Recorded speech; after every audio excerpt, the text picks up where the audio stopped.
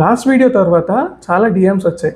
అందరూ అంటున్నారు నాకు ఏ సర్వైకల్ ఇష్యూ లేదు సార్, అయినా వర్టిగో వస్తుంది, కూర్చొని లేవగానే కళ్ళు తిరుగుతున్నాయి, లేకపోతే బెడ్ పైన అటు ఇటు సైడ్కి మూవ్ అయినప్పుడు కళ్ళు తిరుగుతున్నాయి అని చెప్పి.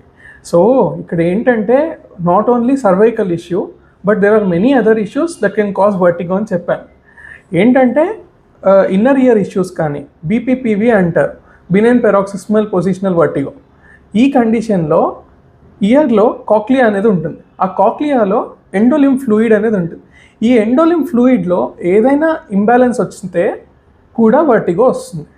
So this is one of the other cause. అలా చూసుకుంటే ఇంకా వేరే కాజెస్ కూడా ఉన్నాయి. హైపర్ టెన్షన్ కానీ, ఈ మైగ్రేన్ హెడేక్ కానీ, స్ట్రెస్ కానీ, వీటన్నిటిలో కూడా వర్టిగో రావచ్చు. ఫస్ట్ థింగ్ కాజ్ కనిపెట్టాలి. కాజ్ కనిపెట్టి దాన్ని ట్రీట్ చేస్తేనే మీ వర్టిగో ప్రాబ్లం అనేది తగ్గుతుంది.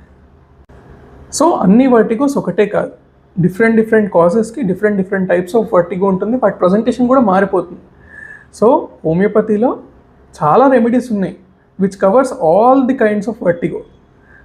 మీ depending on the root cause మందు మారిపోతూ ఉంటుంది.